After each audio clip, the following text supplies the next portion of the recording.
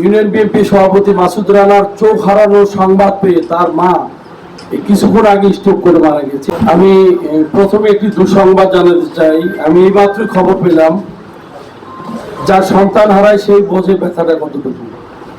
ইতিমধ্যে আমার union BNP সভাপতি মাসুদ রানার চোখ হারানোর সংবাদ পেয়ে তার মা কিছুক্ষণ আগে স্ট্রোক করে মারা গেছে। এই ব্যাপারে সংবাদ সম্মেলন যখন চলছিল, যখন জেনেছে তার সন্তানের একটি চক্ষু নাই, এটা শোনার সঙ্গে সঙ্গে তিনি কিন্তু মৃত্যুবরণ করেছে। ইন্না লিল্লাহি ওয়া ইন্না ইলাইহি রাজিউন। মাসুদের স্ত্রী এবং তার মেয়েদেরকে মারধর করা হয়েছে। সেই ফুটেজও মধ্যরাতে আমি 6টা পর্যন্ত হাসপাতালে ছিলাম।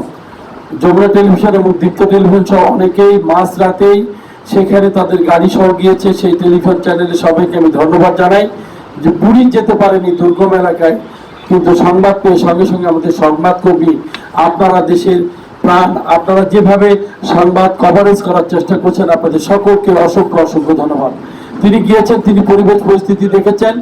আমরা বলতে চাই যে মাসুদের চোখ হারানোর খবরে তার মা কিছুক্ষণ আগে যখন কথা চলছিল, আমাদের জেলা বিএনপির সম্মানিত সভাপতি রাজল করিম বাদশা ভাই, তখন এই সংবাদটা আমাদের কানে আছে। উনি মাইকে কথা বলছিল, কারণে টেনে নিয়ে কথা বলা হয়নি। আমরা দোয়া করে আল্লাহ পাক তাকে জান্নাতুল ফেরদৌস নসিব করুন। আমি প্রার্থী হিসেবে শুধু এটুকু বলতে চাই যে ওনারা যেভাবে ক্লাস সৃষ্টি করছে, যেভাবে মব সৃষ্টি করতে যাচ্ছে, বগুড়ায় যদি এরকম হয় তাহলে আর বাংলাদেশের 64টা ডিস্ট্রিক্টের অবস্থান কি হতে পারে, তাহলে আপনারা একটু গেজ করে দেখেন।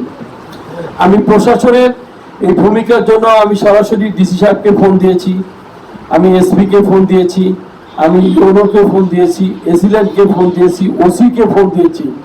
আমার কথা, তারা যৌথ বাহিনীর হেল্প নেওয়ার জন্য এতক্ষণ বসে থাকার দরকার কি? যদিও তারা ঘটনাস্থলে গেল, পুলিশের উপস্থিতিতেই মাসুদকে মেরে তার চোখের মণি বের করে দেওয়া হলো। পুলিশ সেখানে বলেছে যে আপনারা যা করেন আমরা এগুলো বলতে না, আমরা দূরে আছি। পুলিশ সাইডেই নীরব ভূমিকা পালন করেছে। এটা আমাদের জন্য সহনীয় নয়, কারণ পুলিশ আমাদের ট্যাক্সের টাকায়, আপনার আমার ট্যাক্সের টাকায় পুলিশ আমাদের যারা চাকরি করি, যারা সরকারি অংশ, তারা কিন্তু সেখান থেকে ট্যাক্সের টাকায় তাদের বেতন হয়।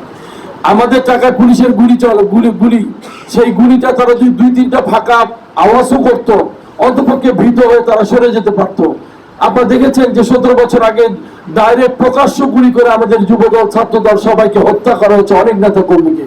আর এখানে 2টা ফাঁকা ফায়ার করলে একটা মানুষের জীবন বেঁচে যেত। তার পুলিশের এই নিষ্ক্রিয় ভূমিকা, প্রশাসনের এই নিষ্ক্রিয় ভূমিকার তীব্র নিন্দা ও প্রতিবাদ জানাচ্ছে।